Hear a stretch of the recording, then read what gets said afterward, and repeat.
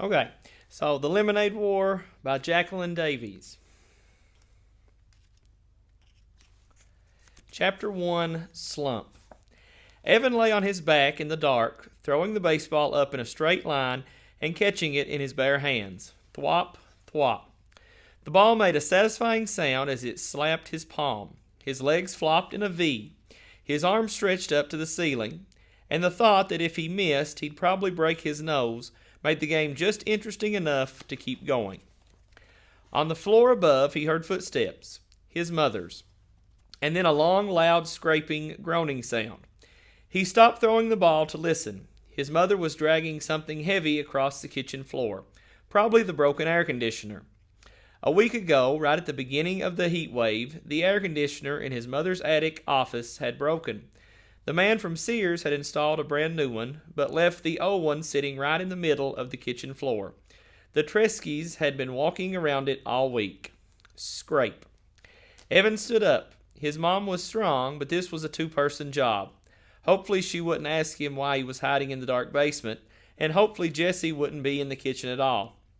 He'd been avoiding her for 2 days now, and it was getting harder by the minute. The house just wasn't that big. Evan had his hand on the railing when the scraping noise stopped. He heard footsteps fading to silence. She'd given up. Probably the heat, he thought. It was that kind of weather, giving up kind of weather. He went back to lying on the floor. Thwop, thwop. Then he heard the basement door open. Pshh. Evan caught the ball and froze. Evan? Jessie's voice sounded echoey in the darkness. Evan, are you down there? Evan held his breath. He lay completely still. The only thing that moved was the pins and needles prickling in his fingers. He heard the door start to close. Long breath out. But then it stopped and opened again. Footsteps on the carpeted stairs, a black outline of Jessie standing on the bottom step, with daylight squirting all around her. Evan didn't move a muscle. Evan, is that you? Jessie took one short step into the basement. Is that... She inched her way toward him, then kicked him with her bare foot. Hey, watch it, would you? Said Evan, swatting her leg. He suddenly felt stupid lying there in the dark. I thought you were a sleeping bag, she said. I couldn't see. What are you doing down here? How come the lights are off? It's too hot with the lights on, he said. He talked in a flat voice, trying to sound like the most boring person on the whole planet. If he kept it up, Jessie might just leave him alone. Mom's back in her office, said Jessie, lying down on the couch, working. She groaned as she said the word. Evan didn't say anything. He went back to throwing the ball. Straight up, straight down. Maybe silence would get Jessie to leave. He was starting to feel words piling up inside him, crowding his lungs, forcing out all the air. It was like having a chest full of bats, beating their wings, fighting to get out. She tried to move the air conditioner, but it's too heavy, said Jessie. Evan tightened up his lips. Go away, he thought. Go away before I say something mean. It's going to be all week, Jessie continued. In the 90s, all the way up to Labor Day. Thwop, thwop. So what do you want to do? Jessie asked. Scream, thought Evan. Jessie never got it when you were giving her the big freeze. She just went right on acting as if everything were great. It made it really hard to tell her to bug off without telling her to bug off. Whenever Evan did that, he felt bad. So what do you want to do? Jessie asked again, nudging him with her foot. It was a direct question. Evan had to answer it or explain why he wouldn't. And he couldn't get into that. It was too complicated, too hurtful. Huh? So what do you want to do? She asked for the third time. Doing it, said Evan. Nah, come on for real. For real, he said. We could ride our bikes to the 7-Eleven, she said. No money, he said. You just got $10 from Grandma for your birthday. I spent it, said Evan. On what? Stuff, Evan said. Jessie's voice dribbled down to nothing. Evan stopped throwing the ball and looked at her. What? Jessie pulled her legs tight to her chest. Nothing, she said. Right, said Evan. He knew that Jessie had money. Jessie always had money squirreled away in her lockbox, but that didn't mean she was going to share it.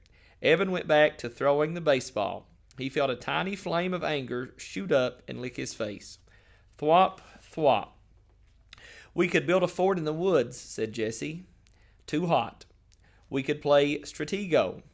Too boring. We could build a track and race marbles. Too stupid. A thin spider web of sweat draped itself over his forehead, spreading into his hair. With every throw, he told himself, it's not her fault. But he could feel his anger growing. He started popping his elbow to put a little more juice on the ball. It was flying a good 4 feet into the air every time. Straight up, straight down. Pop, thwop, pop, thwop. The bats in his chest were going nuts. What is the matter with you? Asked Jessie. You've been so weird the last couple of days. Ah, man, here they come. I just don't want to play a dumb game like Stratego, he said. You like Stratego? I only picked that because it's your favorite game. I was being nice in case you hadn't noticed. Look, there are only 6 days left of summer, and I'm not going to waste them playing a dumb game. Evan felt his heartbeat speed up. Part of him wanted to stuff a sock in his mouth, and part of him wanted to deck his sister. It's a stupid game, and it's for babies, and I don't want to play a stupid baby game. Pop, thwop, pop, thwop. Why are you being so mean? Evan knew he was being mean, and he hated being mean, especially to her. But he couldn't help it. He was so angry and so humiliated and so full of bats, there was nothing else he could be, except alone. And she'd take even that away from him. You're the genius, he said. You figure it out. Good, that would shut her up, for once. Evan watched the ball fly in the air. Is this because of the letter? Jessie asked. Crack. Evan had taken his eyes off the ball for 1 second, just for 1 second, and the ball came crashing down on his nose. Crud. Oh, crud. He curled over onto his side, grabbing his nose with both hands. There was a blinding, blooming pain right behind his eyes that was quickly spreading to the outer edges of his skull. Do you want some ice? He heard Jessie ask in a calm voice. What do you think? He shouted. Yeah. She stood up. No, I don't want any stupid ice. The pain was starting to go away, like a humongous wave that crashes with a lot of noise and spray, but then slowly fizzles away into nothing. Evan rolled to a sitting position and took his hands away from his nose. With his thumb and index finger, he started to pinch the bridge. Was it still in a straight line? Jessie peered at his face in the dim light. You're not bleeding, she said. Yeah, well, it hurts, he said. A lot. It's not broken, she said. You don't know that, he said. You don't know everything, you know. You think you do, but you don't. It's not even swollen. You're making a big deal out of nothing. Evan held his nose with one hand and hit his sister's knee with the other. Then he picked up the baseball and struggled to his feet. Leave me alone. I came down here to get away from you, and you just had to follow. You ruined everything. You ruined my summer, and now you're going to ruin school. I hate you. When he got to the bottom of the steps, he threw the baseball down in disgust. Thud.